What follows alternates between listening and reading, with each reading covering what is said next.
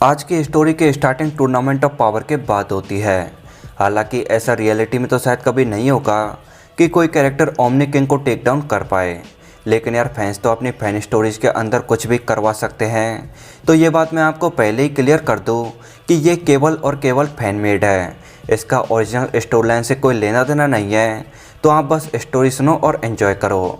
Tournament of power में फ्रीजा ने अपने आप से प्रॉमिस किया था कि वो एक दिन ओमनी किंग पर भी राज करेगा। मतलब यहाँ पर फ्रीजा ने अपने आप से प्रॉमिस किया था कि वो बिना किसी डाउट के ओमनी किंग को मार देगा। तो यहीं से इस वाली स्टोरी लाइन का ओरिजिनल आइडिया लिया गया है। एंड ये भी सोचने की बात है कि अगर फ्रीजा मल्टीवर्स का किंग होता तब सिचुएशन कैसी होती। क्या यहाँ पर फ्रीजा सभी लोगों को मार देता या फिर वो कुछ और करता। वैसे अभी तक तो ऐसा कोई भी कैरेक्टर आया नहीं है जो एक्चुअली में ओमनी किंग को मार सके, और यार ऐसा कोई आएगा भी नहीं, क्योंकि यार ओमनी किंग का पावर लेवल है वो एकदम नेक्स्ट लेवल पर है। पर यार फैंस तो अपनी फैन स्टोरीज के अंदर कुछ भी करवा सकते हैं। तो क्या होता अगर वाकई में फ्रीजा ओमनी किंग को मार पाता। तो अपनी स्टोरी की स्टार्टिंग एक ऐसी सिचुएशन में होती है जहाँ पर फ्रीजा दोनों ओमनी किंग्स के सामने खड़ा था।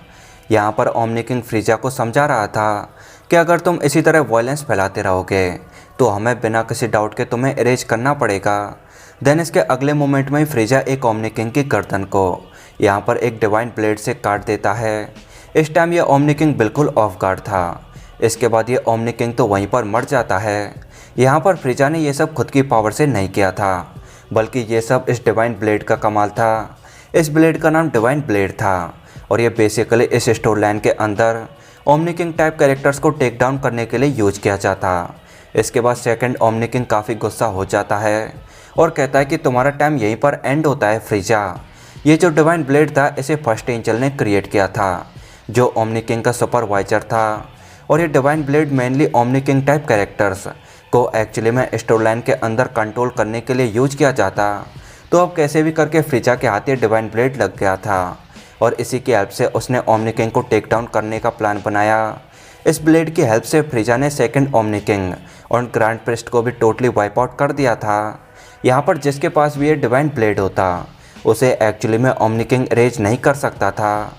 दैट्स वाई फ्रीजा यहाँ पर second omni king and grand priest को भी वाइप आउट कर पाया था। इसके अगले दिन गोकू एंड वेजिटा अर्थ पर ट्रेनिंग कर रहे थे कि तभी यहाँ पर विस एंड बिरुस अराइव होते हैं। विस बताता है कि फ्रीजा ने न जाने कैसे दोनों omni Kings and grand priest को मार दिया है और हमें फ्रीजा को डिफीट करने के लिए तुम्हारी हेल्प चाहिए। यहाँ पर यह काफ़ी मज़ेदार था कि ओमनी किंग के मरने के बाद ओमनी किंग को वापस लाने का कोई तरीका नहीं था। तो यहाँ पर विस एंड बिरुस बड़ा सोचने के बाद वो सब टाइम में वापस जाने का डिसीजन लेते हैं। तो वो ड्रैगन को बुलाते हैं और उस टाइम के अंदर पहुँच जाते हैं जहाँ पर फ्रीजा ओमनी किंग के पैलेस पर आया था। देन उसी टाइम पर अचानक से गोकू, वेजिटा, विस एंड बिरुस अचानक से ओमनी किंग के पास अराइव होते हैं। इस पर ओमनी किंग वाकई में काफ़ी कंफ्यूज था। तो वो उनसे पूछता है कि तुम लोग यहाँ पर मेरी बिना परमिशन के कैसे आ गए। कि तभी फ्रीजा बिना किसी हेजिटेशन के सामने खड़े ओमनी किंग को मार देता है।